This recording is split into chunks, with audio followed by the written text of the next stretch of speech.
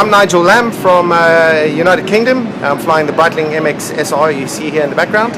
And this is my hangar, and my team is over there watching the racing to make sure I don't miss anything. I can talk a little bit if you want between the races. Yeah. How's that? Does that work? That works for me. Now, what can I tell you? Well, why is it an advantage to watch the other racers? I mean, you're learning. Because the track is broken into sectors.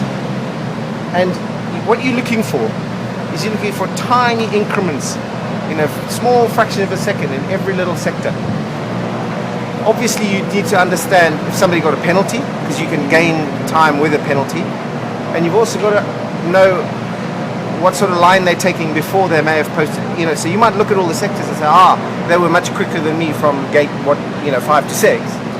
But actually, they may have sacrificed time from 4 to 5 to gain from 5 to 6. But you can pick stuff up, by watching other people. It's a no-fear sport. A no-fear sport.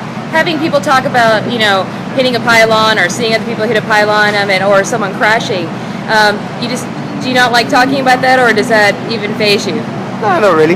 I think what you got to do is whenever there's someone has a problem, whether it's in anything in aviation, whether you're talking about an airliner or an air display or general aviation, banner towing, whatever.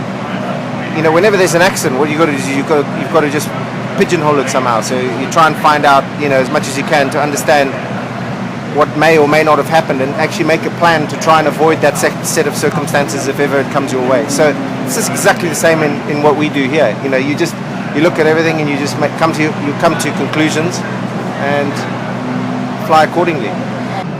Hannes beat me this morning between the end of intermediate 3 and the last gate. Yeah. Whereas now he's already 1.1 second ahead here. Yeah. Yeah. So that gives you encouragement, because it means that probably when I analyze, I might find places where I was, can make it up. Yeah. Are you concerned about that, about flying over the Hudson?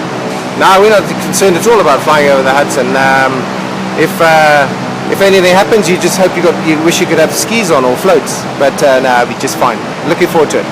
And talk about Martin. You giving him your last year's engine? I didn't give anybody my engine. I sold it. No, we were carrying a spare engine, last year's engine, which was a very good engine. Just in case we had a problem with the new one, and the new one seems to have settled in. He's got a huge problem. He had a major engine problem with the one he's raced with for the rest of the season. So he persuaded us to sell him our spare engine, which makes us slightly vulnerable, but it's at least it's good to see him back in the air. He's a rookie. What do you think about him? He's flying very cleanly. I think he's extremely good, and he's doing the right thing, which is just settling in and flying clean. And when he gets a faster airplane and more experience, he'll probably be very, very good. I'm sure he's going to do very well, because his flying is really good.